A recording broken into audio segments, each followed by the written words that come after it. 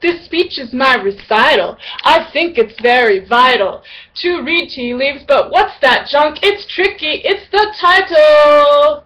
How do you interpret all of that, right? Well, it's a question that a lot of people have, and it takes a lot of practice to figure it all out, but I know with some patience we'll all get there eventually, right? This video is inspired by a couple of my friends, and welcome to the Tarot and Tea Leaf Reading Party. I'm Tabitha. A couple of my friends asked shortly after I started this channel a couple questions. Becky Peterson wanted to know if I can talk about the process of tea leaves becoming the oracle.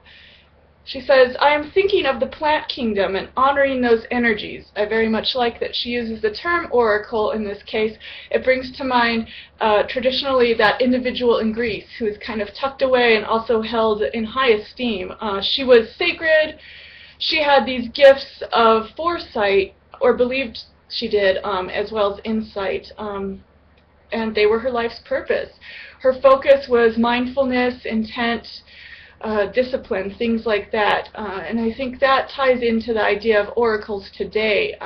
Not so much being able to cast the future, but being able to determine our patterns and have that focus, that intention. It's meditation, it's mindfulness. That's how I kind of view the idea of using an oracle. You just don't throw yourself into it willy-nilly and look for those answers. Yeah, oracles are sacred things. So when you do take the time to put together a cup of tea and decide, okay, I want to see some symbols in there, what are you anticipating? Well, you're taking that time to be mindful. You're taking that time to reflect. And hope that helps touch on that. But yeah, I do really like the idea of the animal kingdom being involved, or the plant kingdom being involved in that process. It is a very organic way to approach divination. Teresa Pridemore, she's the creator of the Portland Tarot, she gave me some feedback too. She asked, how about a video on how to open your mind to seeing symbols in the cup? Some folks might find this more difficult than others, or not trust their first instincts. That's a big key. You got to trust your first instincts. It also just helps you dive into it and feel comfortable and confident. You might say stuff that doesn't necessarily seem to make so much sense on the surface or initially, but hey, somebody else who's receiving your reading might say, oh my gosh, that does make sense. I have a friend by that nom de plume or whatever. Right around here, right above my finger, you see a shape that you probably already have an association with. It could be a horseshoe. It also, at that angle, looked a little bit more like a cat with its tail up in the air. So my idea in showing you that is that it's very key to go with like your first instinct and kind of say what comes to mind first. Also, being able to find that intuition is again a matter of practice. Also, it helps to just kind of look at the teacup indirectly so that you're not trying to force shapes that really make sense, rather just get impressions of what is there. That is very helpful. And also, first thing to start with are things like numbers and letters, geometric shapes, basic things like that. Let's see if we can get it there. This right here kind of makes a J. Also kind of looks like an individual with his head here, arms here. He's just kind of laying back.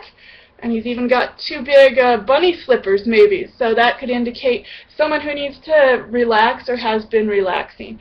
So there's all sorts of fun things you can apply. That's a good example right there that tea leaf divination doesn't have to be this formal, beautiful art form where, oh, this dragon means that you shall have so much that you're hoarding that you need to let go of everything you're tied to. Yeah, there's undertones of that as well, and there are deep psychological nuances that can lie within any form of divination. That's what makes it holistic and analytical. However, having fun is the key thing. Just as I'm a poet, reading poetry and writing poetry needs to be fun, and it's the same way with tea leaf reading. Have fun with it. Go with your first instinct.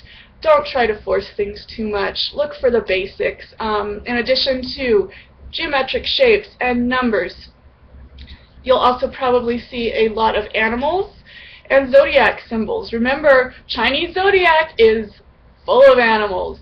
The Western, or the zodiac that most of us think of when we think of sun signs, that's going to be full of animals too. So there's a lot to draw from. Also, I was thinking before I made this, lucky charms, you will easily see like hearts and horseshoes, sometimes diamonds, stars. Rainbows can also be bridges, and I'll leave rainbows and bridges with you as a thought to reflect on, because I think it's very important too to decipher for yourself what your symbols mean and kind of build your own dictionary. So have fun with that, and I'll see you next time. Until then, empower your muse and nourish your intuition. Also, hope to see you on Twitter, Instagram, everywhere. Pinterest. On all those three, I'm Tabitha Dial, and you'll also find me on Facebook at Tarot and Tea Leaf Readings. And I'm on the web at tarotandtealeafreadings.com. Thank you very much. Bye.